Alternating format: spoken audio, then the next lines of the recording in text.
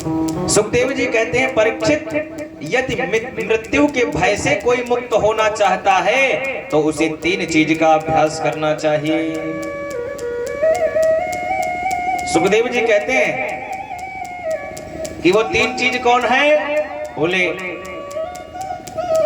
तस्माद् भारत सर्वात्मा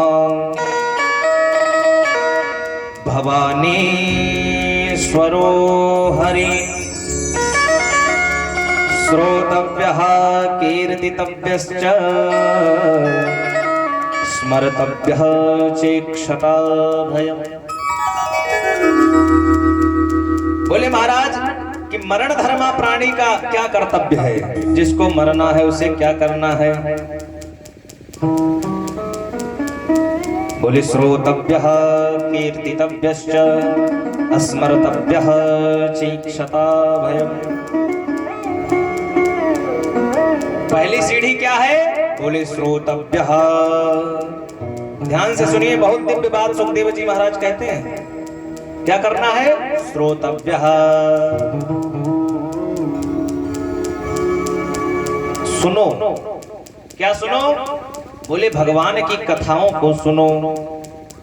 श्रोतव्यः, पहले सुनो, क्योंकि जब तक आप भगवान के बारे में सुनेंगे नहीं तब तक भगवान को जानेंगे नहीं, और जब तक भगवान को जानेंगे नहीं तब तक भगवान से प्रेम कैसे करेंगे? अगर आपको किसी के बारे में नहीं पता है तो आप उससे प्रेम कैसे कर सकते हैं? तो पहले भगवान को जाने। तो इसीलिए कहते हैं श्रोतव्यः। जब तक सुनेंगे नहीं तब तक जानेंगे नहीं, क्योंकि और जब तक जानेंगे नहीं तब तक प्रेम नहीं होगा। जाने बिनु न होए परदेती, दाने बिनु न होए परदेती, जाने बिनु न होए परदेती, जाने बिनु न होए परदेती, जाने बिनु न होए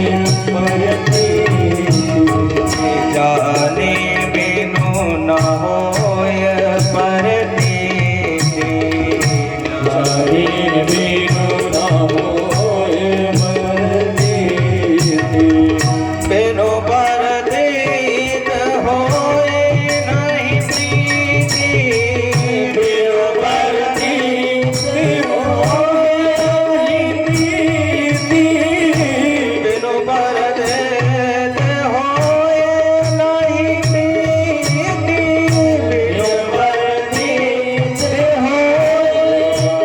प्रीति, बिनु परदेस होय नहीं प्रीति, बिनु परदेस होय नहीं प्रीति, बिनु परदेस होय नहीं प्रीति, बिनु परदेस होय नहीं प्रीति, बिनु परदेस होय नहीं प्रीति। जब तक आप किसी के बारे में जानेंगे नहीं तब तक उसके साथ प्रीति नहीं कर सकते हैं, उसके साथ प्रेम नहीं कर सकते हैं। तो इसीलिए कहते हैं जाने बिनु न होए परतीति, बिनु परतीति होए नहीं प्रीति। जैसे आप देख रहे हैं, टीवी देख रहे हैं, कोई अच्छा अभिनेता अच्छा अभिनय कर रहा है तो आप क्या हो जाते हैं? उसके फैन हो जाते हैं। तो ऐसे ही भगवान की कथाओं को हम सुनेंगे तो भगवान से भी हमारा प्रेम हो जाएगा। अब आप टीवी में देखेंगे, अगर भगवान की कोई रामचरितमानस देख लीजिए, रामानंद सागर जी ने इतना दिव्य रामायण, अब की तो लॉकडाउन भर चला रामायण, तो दूरदर्शन पे कितना सुंदर दिखाते हैं। तो अच्छा, अब हम लोग देखते हैं तो जो राम जी का और सीता जी का जो किरदार निभाए थे, अब वो हमें राम ही लगते हैं। और वो स्वयं कहते हैं अपने टीवी इंटरव्यू इत्यादि में, कहते हैं हम जहां जाते हैं लोग हमें हमारी पूजा करने लगते हैं। तो क्यों? क्योंकि हम उनके बारे में जाने, टीवी पर देखा कि अरे ये तो भगवान है, तो हम जब किसी के विषय में जानेंगे, किसी के बारे में जानेंगे कि हाँ ये व्यक्ति कैसा है, तभी तो हम उससे प्रेम करेंगे। तो पहले क्या करो, भगवान की कथाओं को सुनो। भगवान की कथाओं में बताया जाएगा कि भगवान श्री कृष्ण हमारे कैसे हैं। और ध्यान देने वाली बात यह है कि रुक्मणी जी ने कभी भगवान को देखा नहीं था। भगवान को रुक्मणी जी ने कभी देखा ही नहीं था, केवल उनके बारे में सुना था कि द्वारिकाधीश ऐसे हैं, द्वारिकाधीश ये करते हैं, द्वारिकाधीश वो करते हैं। तो जो सुन सुन करके प्रेम करने लगे भगवान से, तो इसीलिए कहते हैं श्रोतव्यः, जब आप सुनेंगे तभी प्रेम होगा भगवान से। पहली सीढ़ी क्या है? श्रोतव्यः। फिर दूसरी सीढ़ी बताते हैं कीर्तितव्यश्च। जब आप शांति में बैठे तो दूसरों की को भी साथ में बैठाएं। अगर 4 लोग बैठे हैं तो वहां पर प्रपंच मत कीजिए, वहां पर क्या कीजिए?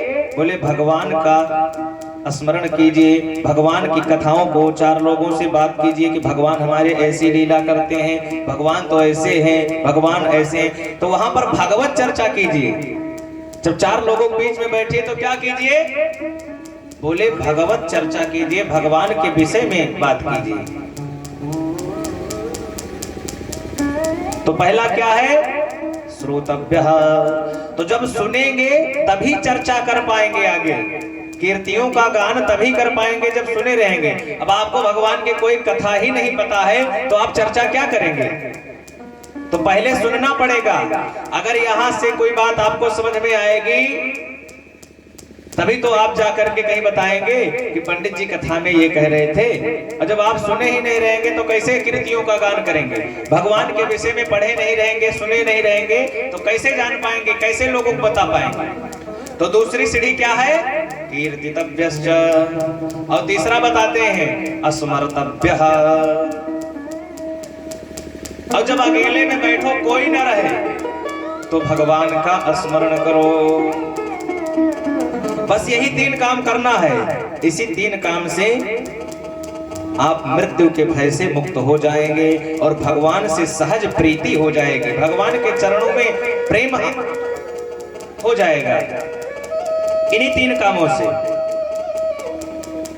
और कहते हैं कि परीक्षित, मैं तुमको कथा तो सगुण साकार की सुना रहा हूं और मैं खुद निर्गुण सत्ता में विराजमान था। निर्गुण सत्ता में था, मैं पहले निर्गुण का ध्यान करता था, निराकार का ध्यान करता था। तो बीच में तुम कहीं कथा में ये ना पूछो कि आप तो निर्गुण का ध्यान करते हो और हमें सगुण की कथा सुना रहे हो, सगुण साकार की। तो बीच में तुम्हारे मन में यह प्रश्न ना उठे, इसलिए पहले ही मैं बता दे रहा हूं। परनिष्ठितो विनैर्गुण्या उत्तम श्लोक लीलया गृहीत चेता राजर्षे आख्यानम यदधीतवान्।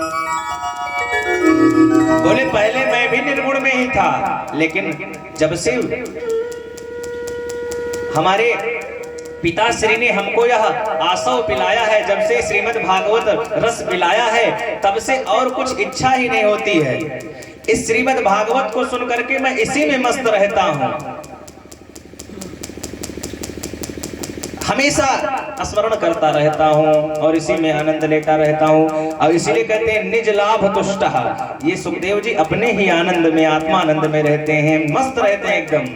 ये जो भागवत है इसको सुनने के बाद आदमी मस्त हो जाता है। आज हम संसार के छोटा मोटा जो नशा है इसको कर करके थोड़ी देर के लिए मस्त रहते हैं, उसके बाद फिर नशा उतर जाएगा। लेकिन जो ये नशा है ये इस तरह से सुखदेव जी बताते हैं कि जब से पिताश्री ने हमें यह श्रीमद् भागवत रूपी आंसू पिलाया है, तब से मैं इसी में मस्त हूँ। और जिन्होंने इसको पिया है वो मस्त रहे हैं, सभी मस्त हैं, कौन किसको संभाले। जिसे देखिए लड़खड़ाने लगा है, सभी मस्त हैं, कौन किसको संभाले। सभी मस्त हैं, कौन किसको संभाले। सभी मस्त हैं, कौन किसको संभाले। सभी मस्त हैं, कौन किसको संभाले।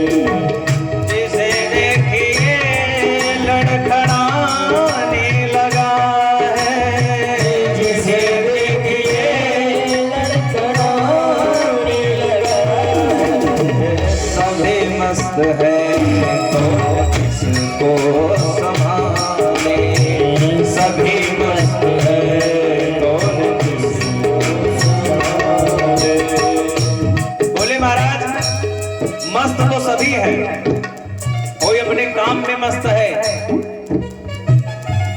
तो कोई अपनी गृहस्थी में मस्त है और कोई नशा कर कर मस्त है। लेकिन भक्त किस में मस्त है? बोले भागवत की कथा को सुनने में मस्त है। इसलिए जमाना नशे में, जमाने में हम थे। जमाना नशे में, जमाने में हम थे। जमाना नशे में, जमाने में हम थे। जमाना नशे में, जमाने में हम पर भी जान आने लगा है।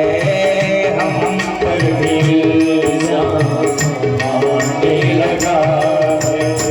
सभी मस्त हैं, कौन किसको संभाले। सभी मस्त हैं, कौन किसको संभाले।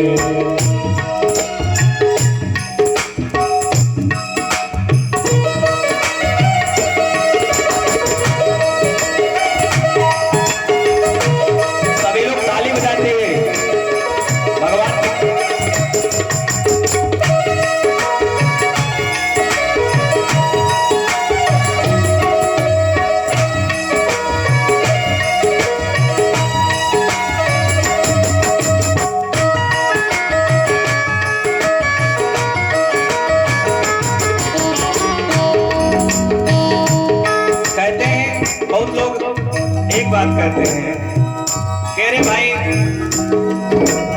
भागवत ही तो हो रही है। अब आज यहाँ पर भागवत का आयोजन हुआ है तो लोग कहते हैं कि भाई भागवत तो ही है, आज इनके यहाँ हुई है तो सुने, कल उनके यहाँ हुई है सुने, यहाँ सुने वहां सुने, बहुत सुनते हैं, कितना सुने। तो तुलसीदास जी महाराज कहते हैं राम कथा जे सुनत